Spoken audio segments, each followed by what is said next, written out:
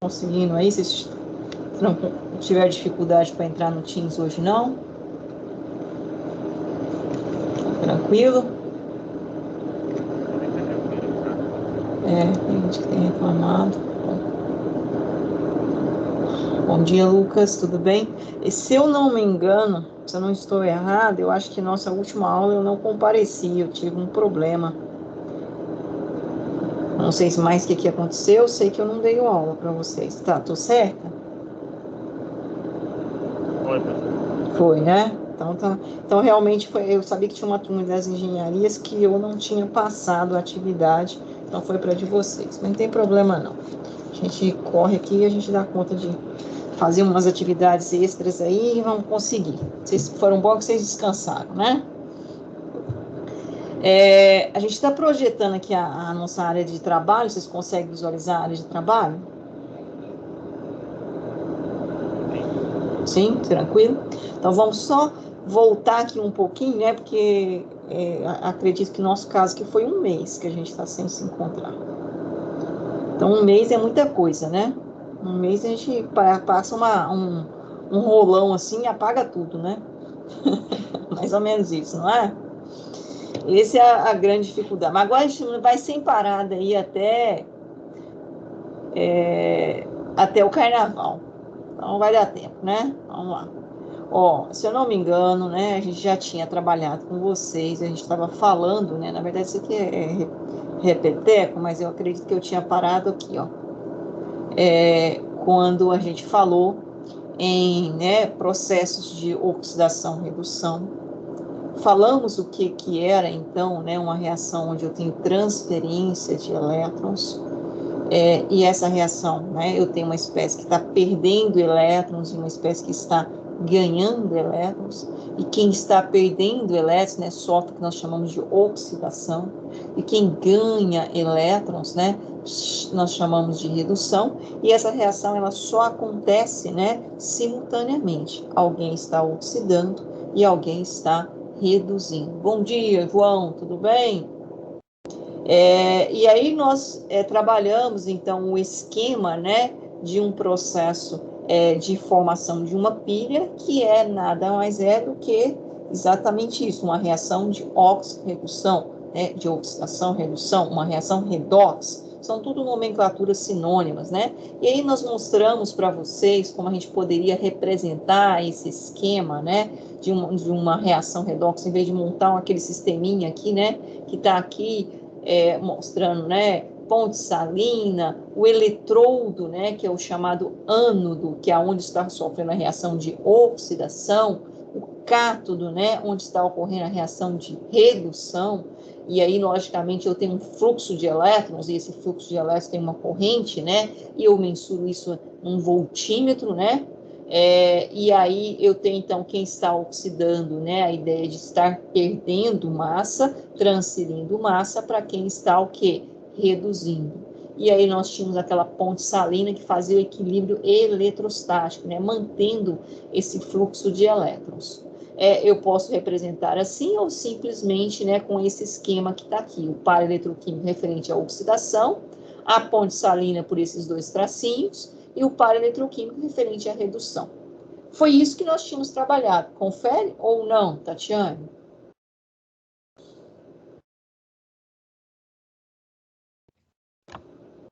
Foi, professora.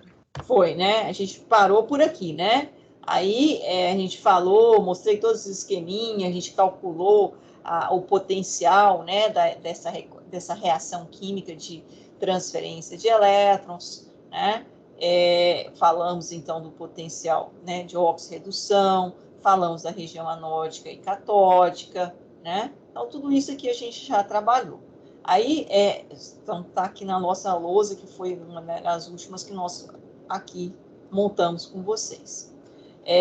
Nós vamos agora para a sequência, né, que é o nosso trabalho que a gente tinha já comentado com vocês desde o início do semestre, né, que a gente ia trabalhar aquela parte de corrosão, extremamente importante para vocês. Então, depois dessa parte introdutória, né, dessa reação na parte eletroquímica, que é uma parte bem, assim, né, introdutória mesmo, né, basal, que é o que a gente trabalhou. Agora a gente começa aqui a aprimorar um pouco mais. Ok? Tudo bem? Para isso, tinha lá na plataforma, eu não sei se vocês viram, né, mas acabou que eu não vim na última aula, e aí o problema foi meu, e eu acabei não querendo falar uma coisa sem contato com vocês. Mas a gente já marca isso para a próxima semana e não tem problema não. A gente consegue na próxima semana aí. Então, vocês têm aula aí na segunda-feira? Quantas aulas vocês estão tendo na segunda-feira? Só com o professor Fúzio, né?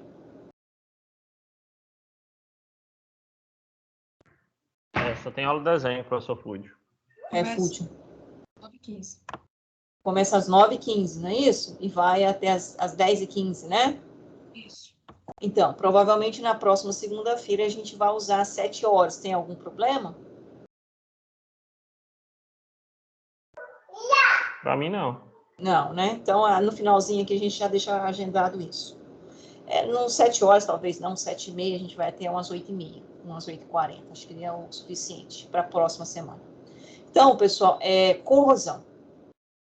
Esse é o termo, né? Esse artigo é bastante, né, assim, interessante, apesar de ter uma linguagem, né, simples, mas ela é bem profunda, vamos dizer, a simplicidade com um grau de profundidade, né? Ele traz aqui, então, corrosão, né, um exemplo usual de fenômeno químico. E dentro, né, dessa proposta, olha, é um artigo de 2004, né? Então, se falar, professor, 2004, isso é muito antigo, né? Já vai fazer daqui a pouco, né? Nós estamos em 2022, então realmente um pouco antigo, mas é ainda válido, tá? A professora também é antiga, 2004, já dava aula há muitos anos, mas ainda sou válida também. Estou igual ao artigo. Então, pessoal, dentro desse artigo é que nós vamos começar a traçar, né, nossa vida, no sentido do seminário, das discussões de cada grupo. Bom, e aí ele traz aqui, né, a palavra-chave, corrosão, eletroquímica e cotidiano. São, né, questões importantes que estão acontecendo no nosso cotidiano, que tem reações, né, de transferência de elétrons, então reações de oxidação e redução, e que, logicamente, está intimamente relacionado com a palavra corrosão. Bom, mas o que seria, né, então, a palavra corrosão? Deixa eu só ampliar isso aqui um pouquinho.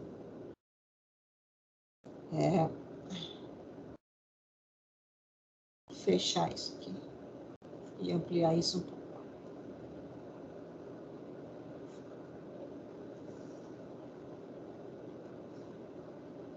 Tá no branco, não tem jeito.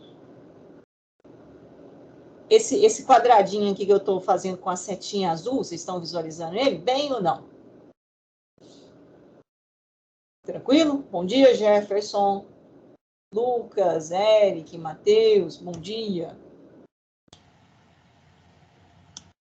Tudo bem? Bom dia, tudo bem. Bom dia. Ok. Hudson, você consegue ler esse quadradinho aqui que eu destaquei com as duas setinhas azuis aqui, início e fim? Consigo. Então, por favor. De um modo geral, a corrosão é um processo resultante da ação do meio sobre um determinado material, causando sua deteriorização.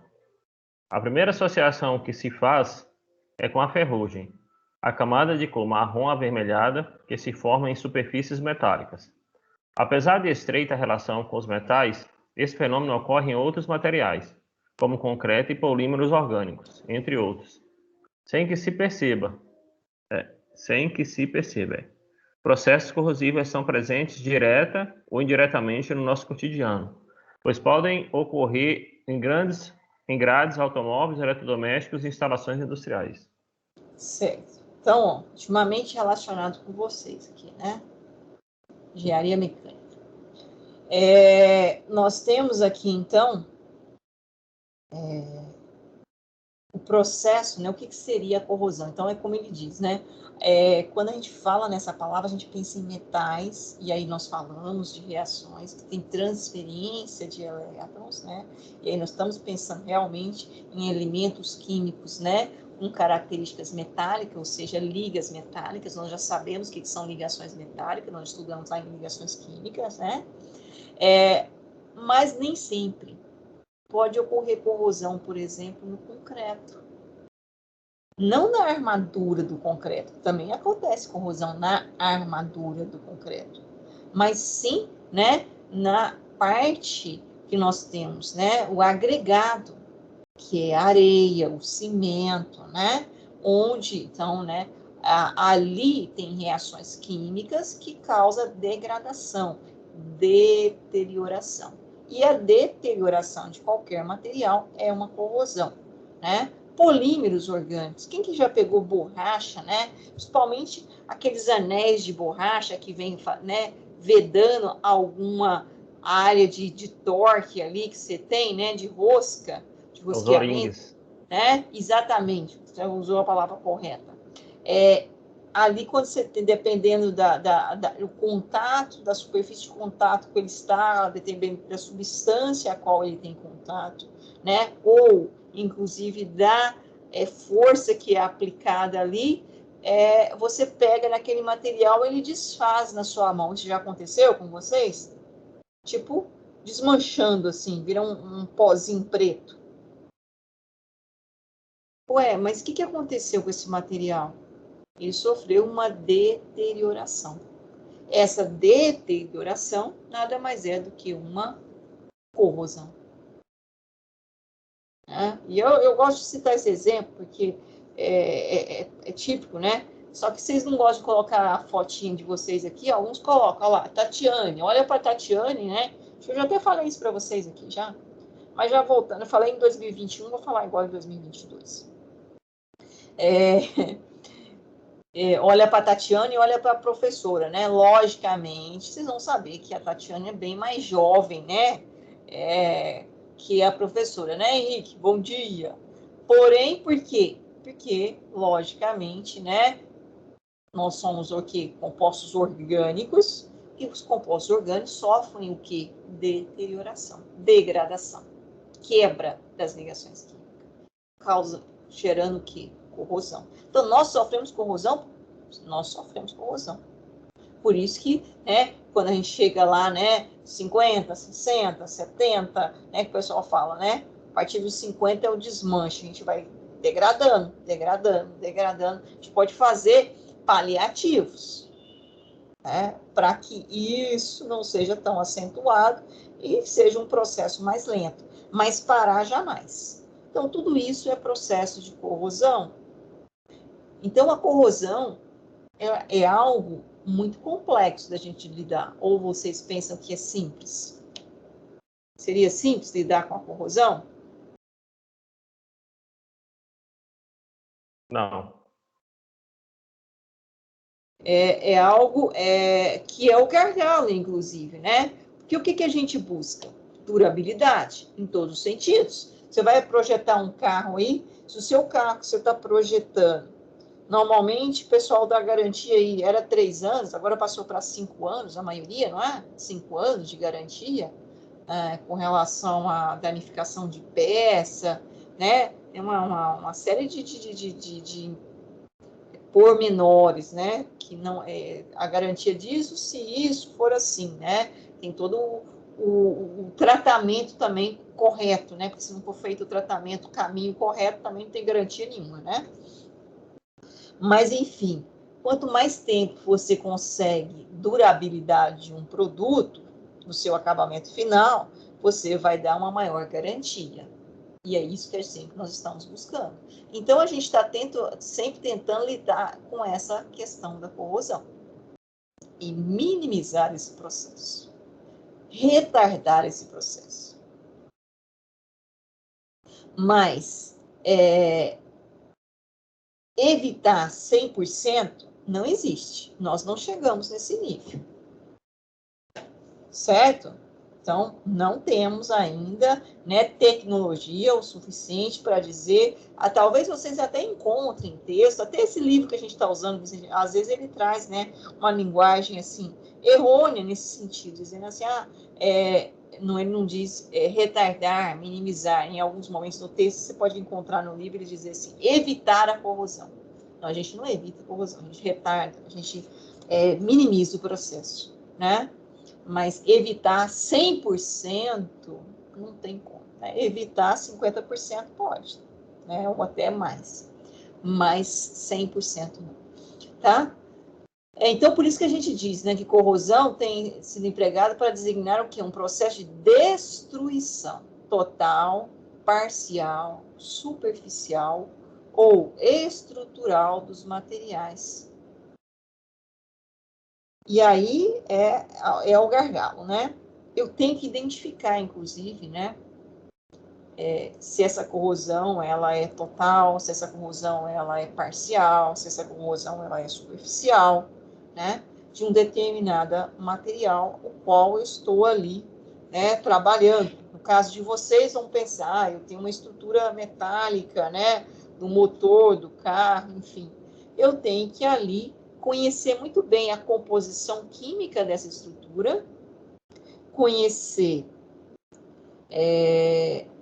o contato desse material com outro material, porque isso pode acarretar corrosão, acelerar, inclusive, o processo, e, a partir disso aí, calcular, inclusive, a vida útil do motor do carro.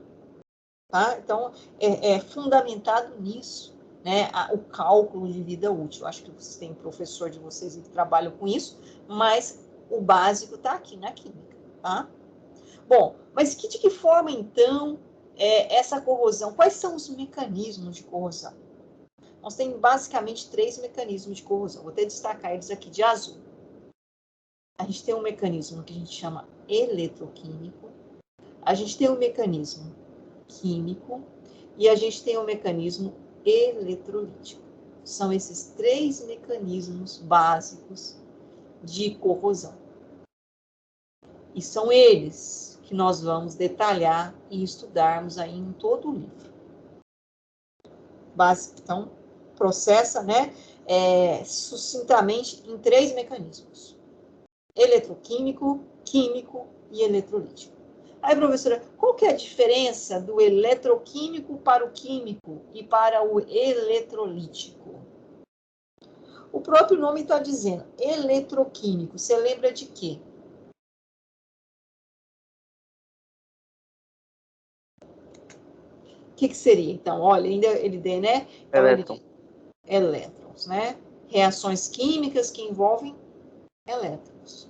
Nós estudamos lá, né? Nós passamos aí, antes do recesso aí, falando sobre isso.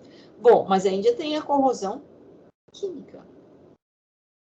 Que aí, provavelmente, então, química, ela não tem essa transferência de elétrons. Tem reações químicas. Mas, e a eletrolítica? Você acha que também tem envolvimento de elétrons, Hudson? Eu acho que sim. Sim, também tem. Olha, então, qual que será a diferença em eletroquímico, em eletrolítico e, logicamente, em química? Nós vamos discutir agora. Então, basicamente, o mecanismo da corrosão, né, são esses 3, classificados em 3: eletroquímico, químico e eletrolítico. Vamos para o primeiro, então, que é o eletroquímico. Vou até puxar aqui um pouquinho. Vou puxar isso aqui assim, para melhorar a gente ampliar isso aqui. A gente não consegue fazer uma boa leitura. Tá visível aqui?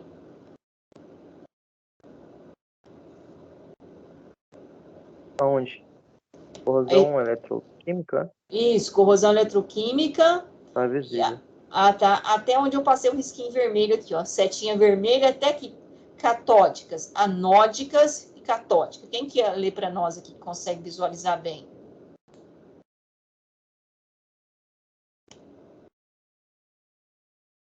Eu vou ler então. Tá, ok.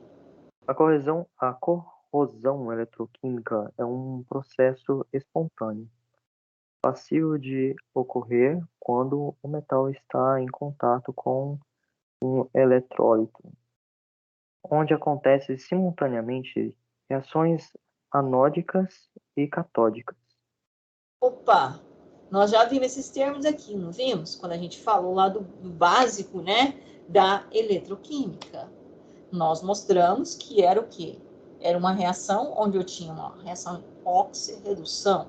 Alguém estava oxidando, ou seja, perdendo elétrons, e alguém estava reduzindo, ou seja, recebendo elétrons.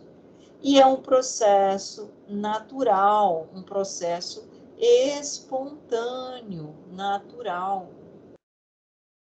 Ah, então, professor, tudo pode oxidar? Depende, né? É aquela mesma coisa da física, né? Um corpo está em movimento ou está em repouso? Depende. Depende do referencial adotado. E aqui, todo material pode sofrer oxidação? Não. Eu tenho que pensar que é um material com características o quê? Metálicas. Ah, então todo elemento químico, né, com características metálicas, ou seja, que forma ligações metálicas, pode sofrer oxidação e redução? Sim, pode, pode. Depende de quê? Depende do meio no qual ele está, das características do contato dele. Isso pode, né, realmente acontecer, ou pode acontecer, inclusive, com uma maior velocidade ou uma menor velocidade. E o que nós chamamos? Então, o que seria esse meio? Esse meio seria o nosso eletrólito, é a nossa solução eletrolítica, é o nosso eletrólito. Ah, e o nosso eletrólito, professora, ele tem que estar sempre na condição, no estado de agregação líquido. O ar, a atmosfera, por exemplo, ela é um eletrólito, é uma solução gasosa, né, eletrolítica, dependendo da concentração, né, de material, de substâncias que eu tenho nessa atmosfera. Substâncias que têm o quê? Cargas. E aí vem aquelas questões das ligações iônicas. Lembra das ligações iônicas? Lembra quando nós falamos do NOx? Lembra do NOx, gente?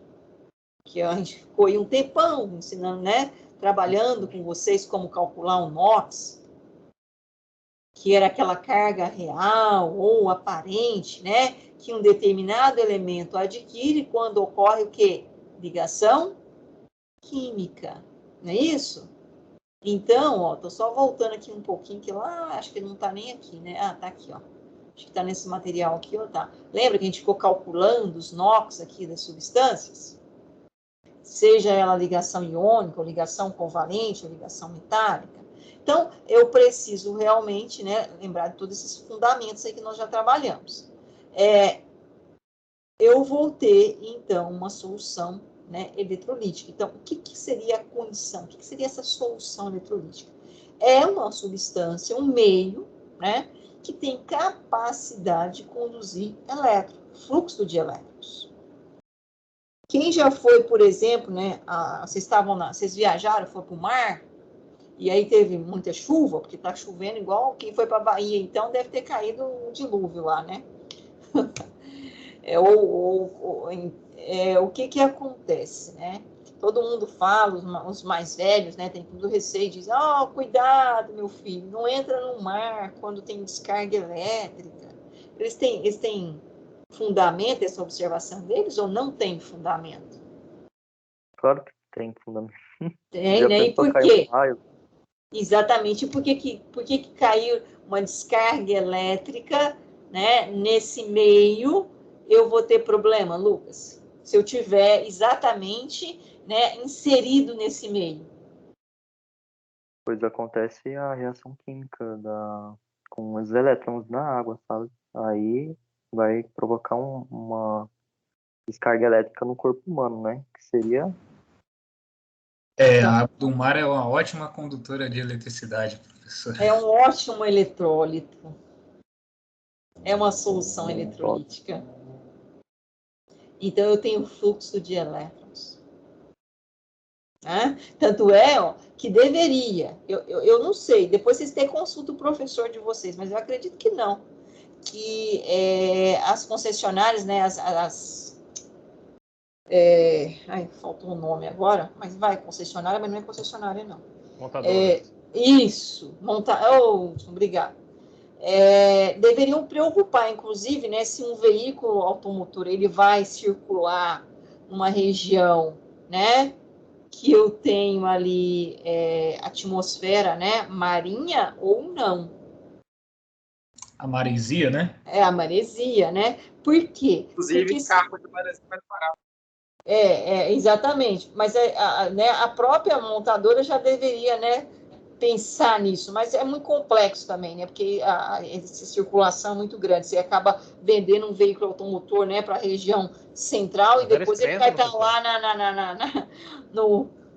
na região marítima.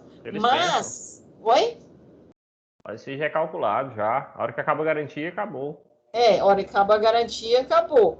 Mas dependendo, né, se esse veículo tiver muito contato com essa atmosfera, que é um excelente eletrólito, né, a durabilidade dele é outra, ou seja, a vida útil dele vai ser ter um decréscimo, e um decréscimo significativo.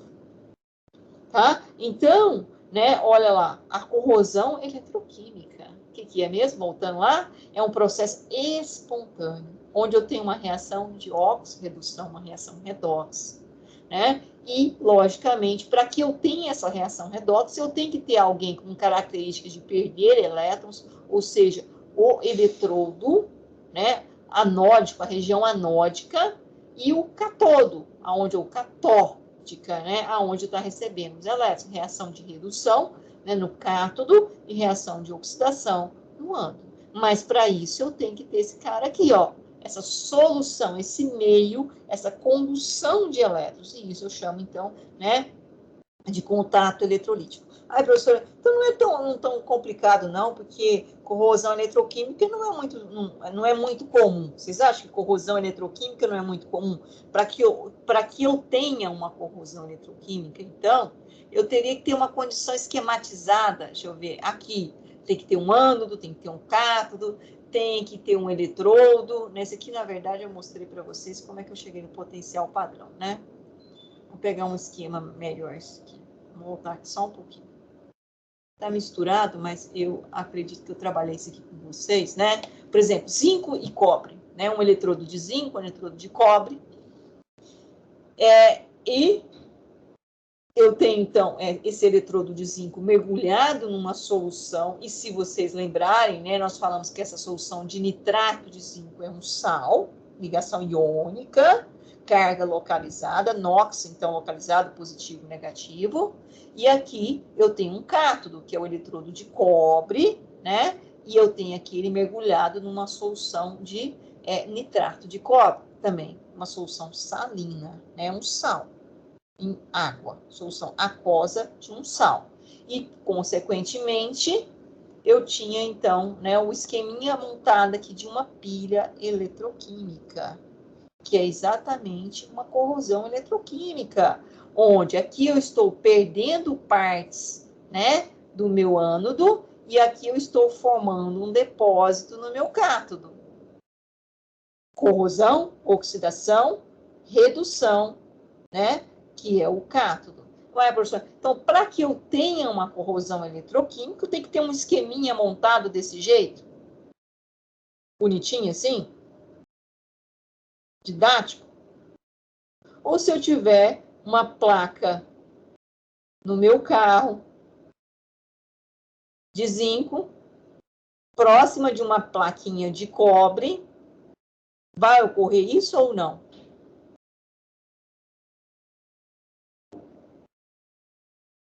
Um material, né, uma placa, por exemplo, de cobre, ou melhor, uma placa de zinco e os parafusinhos que está ali apertando ela de cobre. Vai ocorrer corrosão ou não?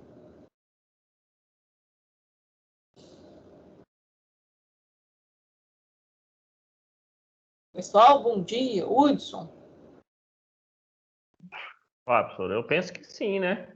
Vai acontecer corrosão. Ah, professor, mas não está mergulhado naquela solução aquosa, sabe? Mas você tem a atmosfera, as condições que, né, você tem fluxo de elétrons. Então danou-se, então, porque instalações elétricas faz tudo com cobre e em condutor de tubos em cáden.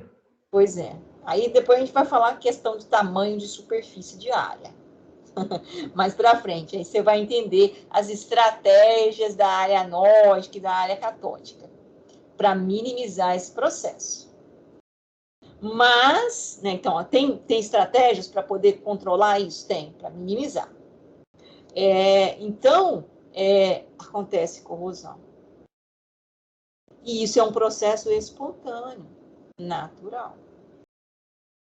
Então, quando eu tenho dois metais, onde um tem maior potencial de oxidação e outro tem menor potencial de oxidação, ou seja, ele tem maior potencial de redução, então, consequentemente, o que tem maior potencial de oxidação vai oxidar, vai sofrer corrosão, é a minha área anódica.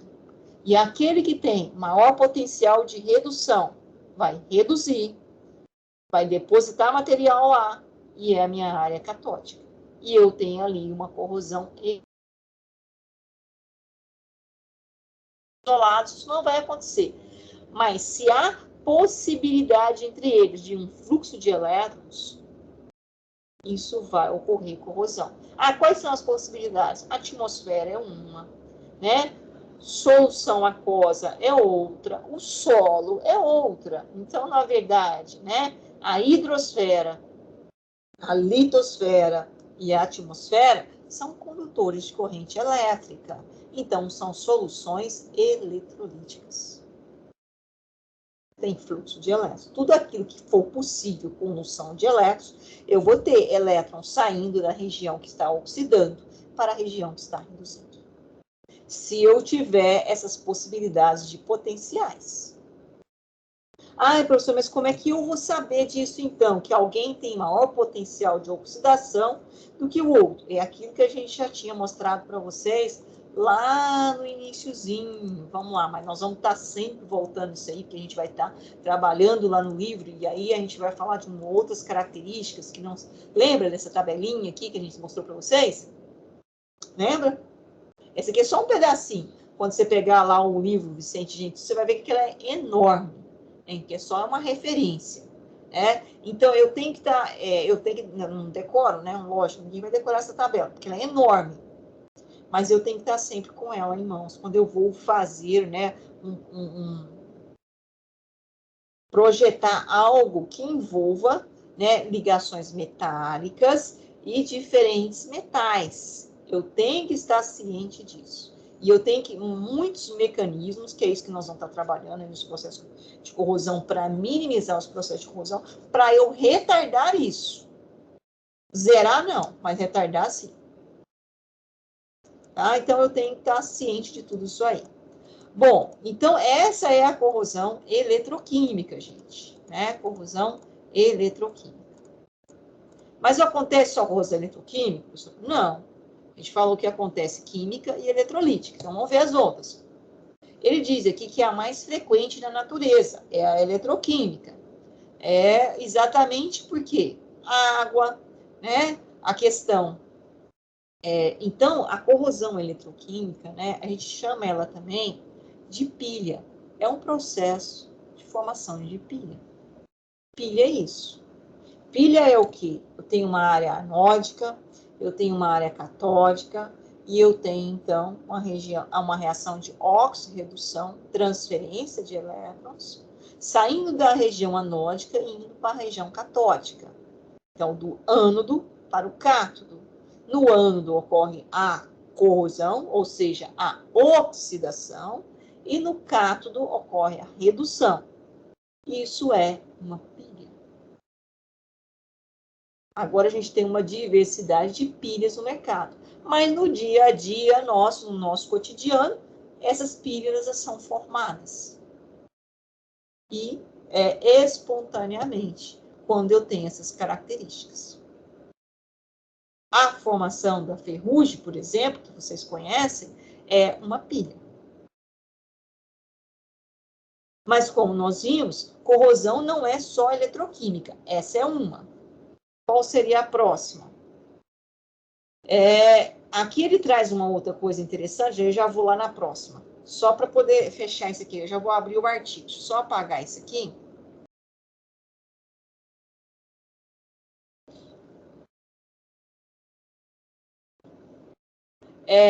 Aqui ele traz, né, uma informação, mas ela é válida quando a gente está pensando, né, nas condições ideais. Professor, quais são as condições ideais? As condições ideais é aquelas que a gente tem controle com relação à temperatura, com relação à pressão, né? Então, eu falo nas condições normais de temperatura e pressão. Aí é sempre válido isso que nós estamos colocando, ou seja, né, dentro do laboratório controlado. Mas eu quando eu estou no campo lá, projetando o meu carro, a minha estrutura, aí, e que ele vai trabalhar, como nós acabamos de uma atmosfera, né, de maresia, uma condição diversa. Aí, realmente, você tem que começar, né? São N as variáveis que eu tenho que pensar. E existe a matemática, eu falo que a matemática, ela equaciona tudo, né? Tanto para a física quanto para a química. Então, nós temos algumas equações matemáticas, que nós vamos mostrar para vocês mais para frente, que a gente consegue ali tentar juntar todas essas variáveis e equacionar. Mas, logicamente, a gente nunca tem a exatidão. Tá? Então, a intensidade do processo de corrosão, né, quanto ele, e essa intensidade, logicamente, ela está relacionada com vida útil também, ela é avaliada pela carga ou quantidade de íons que se descarregam no cátodo, ou pelo número de elétrons que migra do ânodo para o cátodo. Coerente, não é? Ou seja, pela diferença de potencial. Então, dentro das condições normais de temperatura e pressão, se eu voltar lá naquela tabela,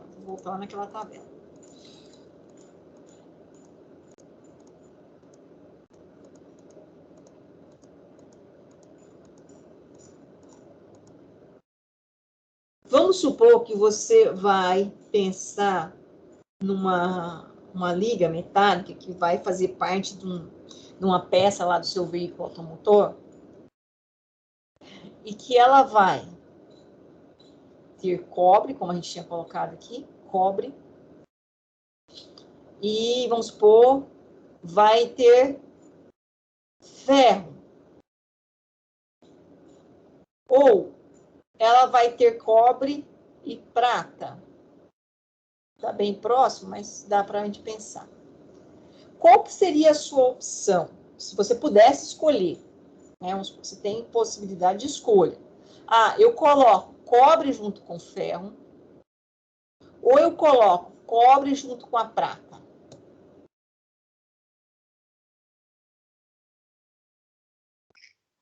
Para evitar a corrosão? Para minimizar. Evitar não vai ser possível, mas para minimizar. Cobre com prata, eu colocaria. Você colocaria cobre com prata? Eu colocaria. Por quê, Hudson? Porque são metais que corroem menos, né? Do que o ferro. Então vamos pensar agora matematicamente, certo? Você pensou no sentido das informações que você tem no seu cotidiano. Confere? Correto.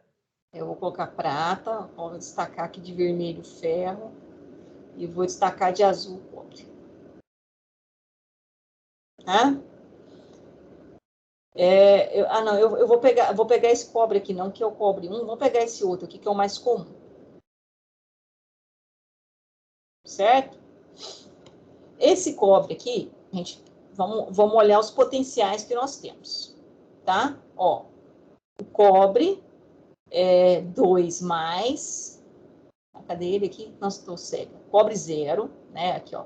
Esse aqui que eu tô com vermelhinho aqui. Ah, com azul, gente. Não sabe nem cor mais. Cobre 0, cobre sólido, metálico. Passando para cobre iônico, 2 mais. De cobre 0 para cobre 2 mais, eu estou perdendo 2 elétrons. E esse valor aqui, menos 0,34, é o potencial padrão de oxidação. Confere? Tranquilo? Vamos lá no ferro. Ó, eu tenho... Queria pegar um outro, mas deixa esse ferro aqui nisso. Eu vou mudar um pouquinho aqui. Porque não é esse ferro mais comum que eu peguei. Vou pegar esse. Pode ser, Hudson? De boa, professor. Boa, né? Então, eu peguei esse aqui, que é o mais comum, tá? Então, ferro metálico no dia a dia de vocês. Passando para ferro 2+, perdendo 2 elétrons. E o seu potencial padrão de oxidação é quanto? Mais 0,44. Quem tem maior potencial de oxidação? O ferro ou o cobre? Aqui, ó, vou destacar aqui, ó. Mais 0,44 volts. O potencial de oxidação do ferro. E o do cobre, menos 0,34 volts. Quem tem maior potencial de oxidação?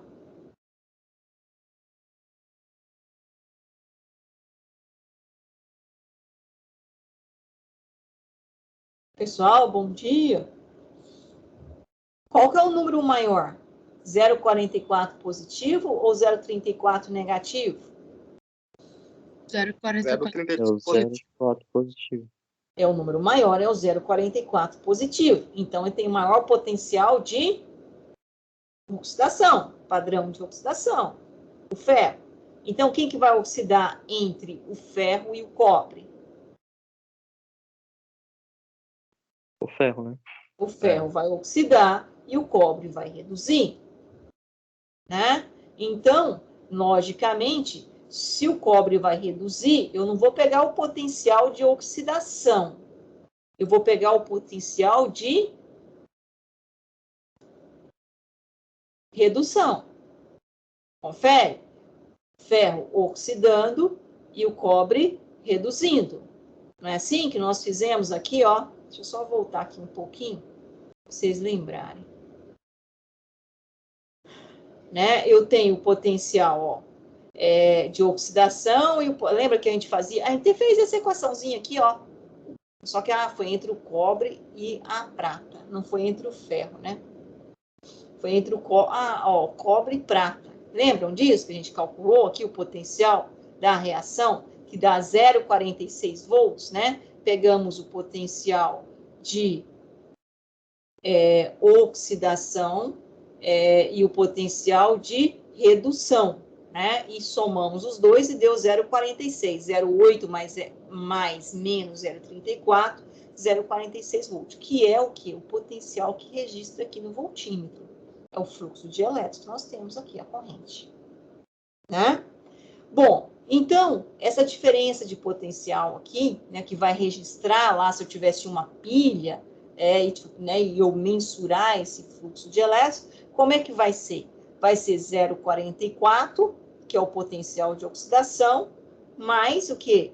0,34, que é o potencial de redução do cobre. Vai dar quanto? 0,44 mais 0,34.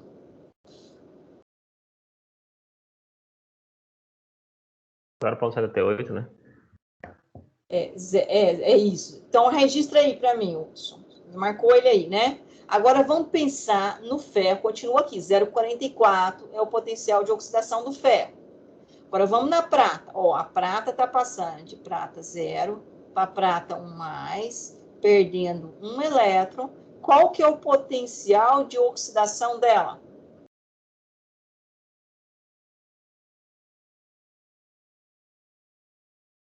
Negativo, 0,80. Exatamente. Então, entre ela e o ferro, quem tem maior potencial de oxidação? O mais 0,44 ou menos 0,80?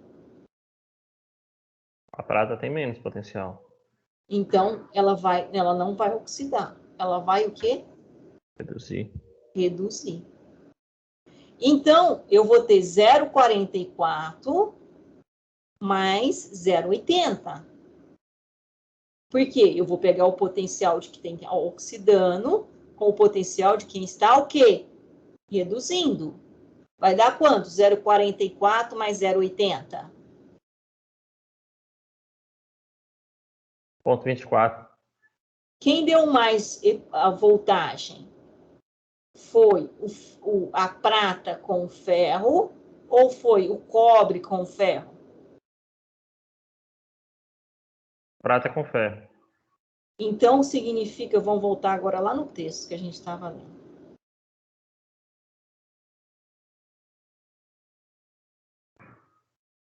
Deu o texto aqui? Aqui.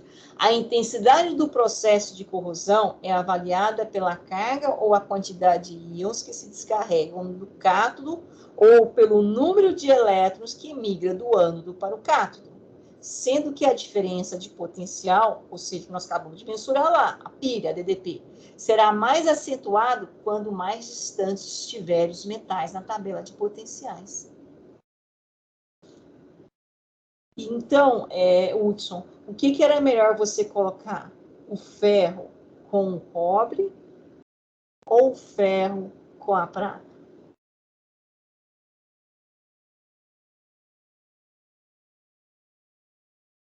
Seria o ferro com cobre. Ferro. A tensão é menor, né? Exatamente. 0,78.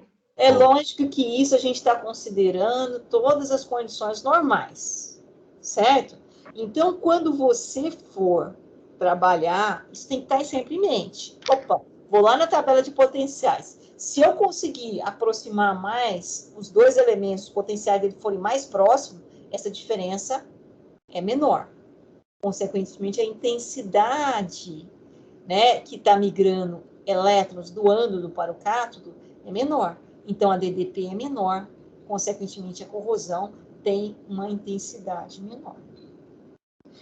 Isso aí independente da quantidade de elementos? Ou não, aí assim, é bem colocado. Isso quando eu penso nas condições normais de temperatura e pressão. Ou seja, a condição ideal. Fala assim, mas a quantidade, por exemplo, se ferro, cobre, eu poderia colocar um outro elemento aí, sei lá. Isso, né? Aí eu tenho que avaliar. Não, aí já mudou a história. Entendeu? Então, assim, é por isso que eu estou falando, quando eu tenho dois elementos e pensando em todas essas condições ideais, eu tenho que trabalhar com os potenciais mais próximos possível. Essa é o beabá. Agora, há uma N variáveis que interferem nisso. E pode ser que, dependendo das condições que eu tenho, né, que aí, às vezes, do seu cotidiano, no seu dia a dia, você fala, professora, mas eu tinha lá o ferro com o cobre e o ferro com a prata. E o ferro com o cobre corroeu mais, né, o ferro corroeu mais rápido que o ferro com a prata. Então, depende das condições. Mas dentro das condições normais de temperatura e pressão, é o que acontece. Como eu falei, a matemática, ela vai equacionar tudo.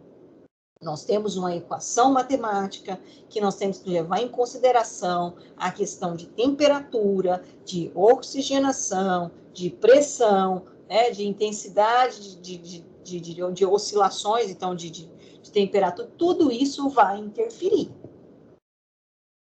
Só isso é válido quando eu estou pensando num laboratório que eu trabalho padronizado.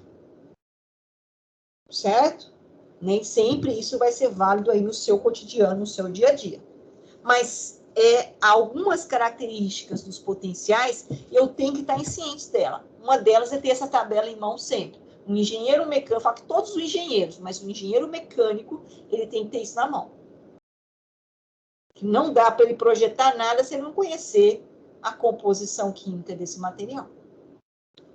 Tá, gente? Então, isso é corrosão eletroquímica, transferência de elétrons. Ah, professor, só tem essa corrosão? Você falou que tinha química. Tá, então vou voltar aqui no artigo.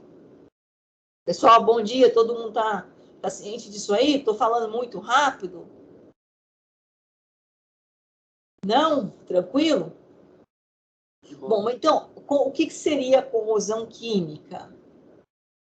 A corrosão química está até destacada aqui no artigo. Eu vou pegar esse quadradinho. Vocês conseguem usar esse quadradinho aqui? Esse aqui, ó. Opa. Aí, eu já não... Consegue, pessoal? Aqui eu já fiz coisa aqui. Eu nunca consigo mexer bem nesse mouse aqui quando eu saio da minha luz. Mas vocês estão visualizando, né? Então, a corrosão química, ela já não tem transferência de elétrons. Eu tenho ali um ataque, né, de um agente químico, uma reação química, mas sem transferência de elétrons de uma área para outra.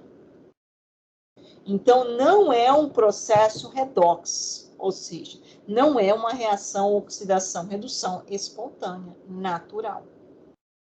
É uma reação química, mas sem transferência de elétrons. Aquele exemplo que eu citei para vocês, que tinha lá, corrosão de uma borracha, você pega lá, e como é que é o nome, Hudson, que você falou o nome correto para mim?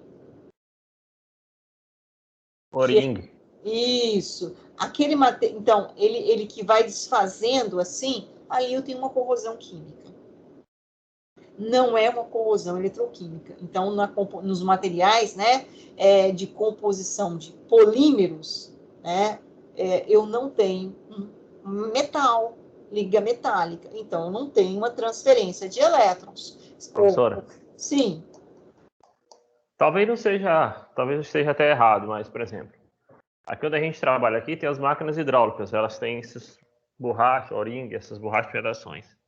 E a gente trabalha, inclusive, às vezes com luva, para evitar o contato direto com óleo, né, na pele. Mas, mesmo assim, por exemplo, essas borrachas, a gente percebe que o contato com o óleo hidráulico deixa elas bem duras, bem ressecadas. E resseca, inclusive, a borracha, o látex das luvas que a gente usa. Tem alguma coisa a ver? Tem. É uma reação química, né? Onde você tem, na verdade, um processo de desidratação e quebra de ligações químicas. E por isso que ela vai ali, né, perdendo essa elasticidade. E aí você tem a quebra, a fragmentação da estrutura. É o mesmo processo, a ideia, né? Lógico que a reação são substâncias diferentes, mas a reação em si, né, o contexto geral é o mesmo, né? O envelhecimento, né, como eu citei lá a Tatiane, falou, e eu corri com corrosão química.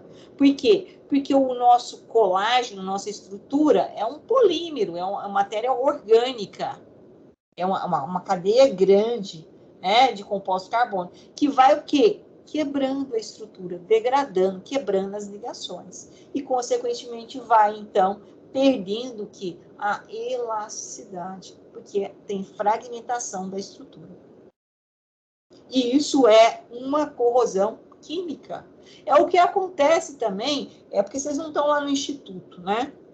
Às vezes, a maioria de vocês nem conhece o instituto, mas lá no instituto a gente tem um exemplo típico, né, de corrosão química. Quando você passa nos corredores lá, nas paredes, assim, ó, já viu aquelas paredes que você encosta o dedo nela assim, ó, nem só encostar a mão, ela está desfazendo, debulhando, assim, a estrutura do concreto, do agregado ali?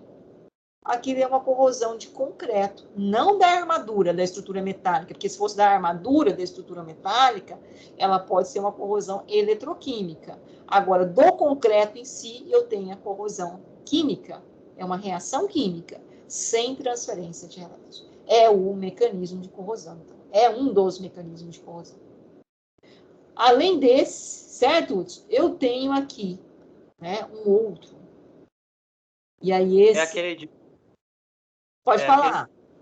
É aquele edifício tombado, né? Que é aquelas salas Para 200, 200S, 200T, é?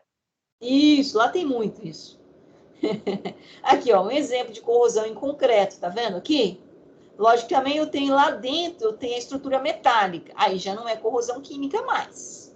Na estrutura metálica, não é corrosão química, né? Agora, nós temos também essa corrosão legal aqui, ó. A corrosão eletrolítica.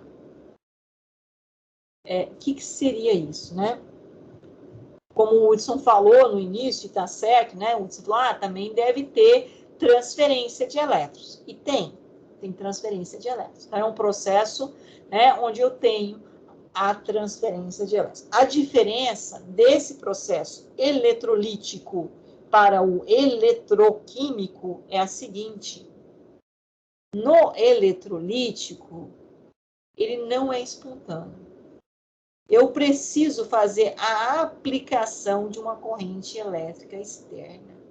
Alguém já se perguntou como é que funciona a bateria de um celular? Bateria, de uma forma geral, eu falo de celular porque é que a recarregável. O que é uma bateria recarregável?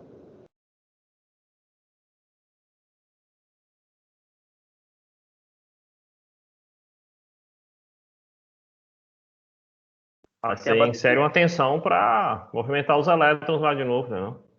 Exatamente, fazer o processo contrário, não é? Acontece uma eletroquímica dentro da bateria. Na verdade, é uma eletrólise. Né? É uma eletrólise, que é especificamente aqui, ó, né? Quando a gente tem uma aplicação, né, de uma corrente elétrica externa, e esse aqui é um gargalo muito grande, porque a gente tem as famosas, né, correntes de fuga, de aterramento, né, pessoal aí que mexe com redes elétricas sabe muito bem desse grau de dificuldade disso. Não é isso, Hudson? Correto. Né? E que causa corrosão. Por quê? Porque eu tenho ali uma corrente externa, né, que chega numa estrutura metálica que vai ocorrer a corrosão. Naturalmente, aquela estrutura estava estável. Não ia ocorrer uma corrosão eletroquímica, ou seja, a formação de uma pilha. Mas, quando eu introduzo essa corrente elétrica, pode ser forçada ou acontece, né, aí nos processos que nós temos perda, né, dessa corrente, enfim, há uma diversidade que a gente vai discutir isso mais para frente, que vai causar, então, uma corrosão eletrolítica. Então, não é espontânea, não era uma transferência de elétrons espontânea. Ela é forçada por algum motivo, ou seja, uma corrente elétrica, que pode ter sido, né, aplicada por iniciativa, por interesse ou não. Por exemplo, a pilha recarregável é forçada, de interesse. Né? Inclusive, as pilhas dos celulares, elas têm um dispositivo que elas nunca zeram, porque se ela zerar, acabou. Antes de zerar, ela tem um dispositivo que desliga. Aí eu vou ligar na tomada e eu tenho o processo inverso da reação eletroquímica, eu tenho a eletrólise. Que é exatamente com isso, eu vou recarregar a minha bateria. Tá? Bom, e isso é um mecanismo de corrosão. Então, nós temos 3 mecanismos básicos de corrosão. Quais são? Corrosão eletroquímica, corrosão química, que não tem transferência de elétrons, e a corrosão eletrolítica, que não é espontânea. Né? Ela é provocada por uma corrente externa, que, por exemplo, pode ser uma corrente de fuga, né? Que no dia a dia a gente chama de parasitas estranhas, né? Que são exatamente aí o grande gargalo aí de tubulações subterrâneas, né? Oleodutos, por exemplo, é um problema seríssimo com relação a essas correntes de fuga, porque vai gerar uma área anódica, vai gerar uma área catódica, e eu vou ter ali um fluxo de elétrons, eu vou ter um processo de transferência de elétrons, e onde eu vou ter, então, uma corrosão eletrolítica. Então, qual é a diferença da corrosão eletrolítica para a corrosão eletroquímica? Todas duas envolvem o quê? Reação de oxidação-redução. A única diferença é que uma é espontânea e a outra eu preciso de um fator externo, que é uma corrente elétrica, né? Ou seja, eu preciso de fluxo de elétrons que vem de fora. E o outro não, o fluxo de elétrons é gerado pela transferência de elétrons de uma reação química. A diferença é só essa. Agora, o químico, o mecanismo químico não tem transferência de elétrons. Bom, pessoal, o que eu vou pedir para vocês para a próxima semana? Esse artigo está lá na plataforma Moodle. Eu acho que eu não falei isso para vocês, né? Porque eu não dei a última aula, então eu não falei. Eu quero que vocês leiam esse artigo para a próxima aula, porque na próxima aula eu ainda continuo falando aqui, né, com mais detalhes sobre a corrosão eletroquímica. Vou falar com mais detalhes sobre a corrosão química e vamos falar sobre a corrosão eletrolítica. Vamos falar, dar uma ideia, né, só uma ideia, de como pode minimizar esses efeitos. Porque vocês já vão ler, e eu quero que vocês já pensem assim, nossa, eu gostaria de conhecer melhor os mecanismos de corrosão. Eu quero que tenha alguém aí que vai identificar com isso. Eu vou perguntar, na verdade, eu vou, né, no momento eu vou perguntar, quem gostaria de conhecer melhor os mecanismos de corrosão? Então, eu vou dividir um grupo de pessoas que estão dentro desse parâmetro. Quem gostaria de conhecer mais a morfologia e os meios corrosivos? Vai ter um outro grupo aí que vai se identificar com isso, eu acredito. E um outro grupo, eu vou dizer assim, quem gostaria de conhecer um pouco mais sobre, né, os mecanismos para minimizar os processos de corrosão? Então, inicialmente, a gente vai dividir em 3 grupos. E a próxima semana, a gente divide esses 3 grupos. E aí, a partir desses 3 grupos, eu vou fragmentá-los. Quantos alunos nós estamos tendo aqui ao todo? Hoje, só 9. O que aconteceu? O pessoal ainda não voltou das férias? Foi isso?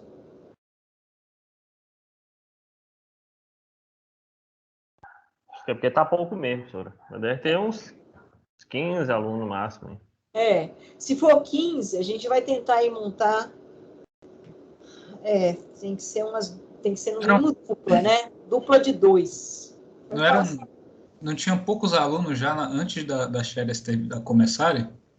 Parece que tinha, né? Fiz a lista, eu vou ver se eu encontro ela aqui de novo. Isso, a Tatiane fez uma lista lá de quem respondeu, que ainda está no curso de Química ainda. Certo. Então, essa aula vai ser na segunda, é isso, professora? Isso, na segunda-feira. Eu quero que vocês leiam com calma esse artigo várias vezes, certo? E aí, na segunda-feira, a gente vai... Primeiro, eu vou identificar esses 3 grupos, e depois desses 3 grupos, aí vai sair, né, as duplas. Mas já vai ser na aula de reposição ou na aula normal da senhora? Não, a gente vai fazer na segunda-feira a aula de reposição a partir das... Pode ser 7h30 na segunda? De 7h30, a gente faz de 7h30 a 8h30, ok? Para mim tá bom. E depois a gente pega das 10h30 às 11h30. Correto. Na próxima segunda. Aí, nisso, a gente já define tudo isso. A gente já consegue fechar todo esse... Aí, na outra semana, a gente vai continuar com esse horário, porque aí a gente já começa as discussões mais aprofundadas. Mas aí, na semana que vem, a gente já acerta isso. Pode ser, pessoal? Deixa eu só baixar. E nisso, a Tatiana já consegue trazer para a gente realmente quantos alunos estão frequentando a disciplina, né, Tatiana? Sim, professora, eu mandei a lista lá no grupo, mas eu limpei as conversas aqui, eu vou ver alguém que não coisou, mas já tá lá, já é só procurar lá, no pesquisar no WhatsApp, que acha lá, eu fiz a lista todinha. Tá ok, então. Muito bem. Bom, já baixei a lista de presença, pessoal. Alguma dúvida do que nós comentamos aqui hoje? Espera aí, professora, a lista de presença você tem que escrever no chat, né? Não, eu baixo ela aqui automaticamente. Só quem tá na aula. É outro professor, Tati. Ai, meu Deus, porque é tanta forma de dar presença que eu já esqueci. Não, aqui eu baixo a lista de presença automática. Ela já foi baixada, tá? Todo mundo que está aqui já está com presença. Vou finalizar, então, a nossa gravação aqui, ok? Há alguma dúvida? Perguntas? Tranquilo? Então, tá ok. Pessoal, então, até segunda-feira, 7h30 da manhã. Quem não está aqui, aí vocês avisam que a gente tem um encontro às 7h30. Tá ok? Então, tchau para vocês. Boa semana. Até segunda-feira, se Deus quiser. Até mais, professor. Até mais. Até mais.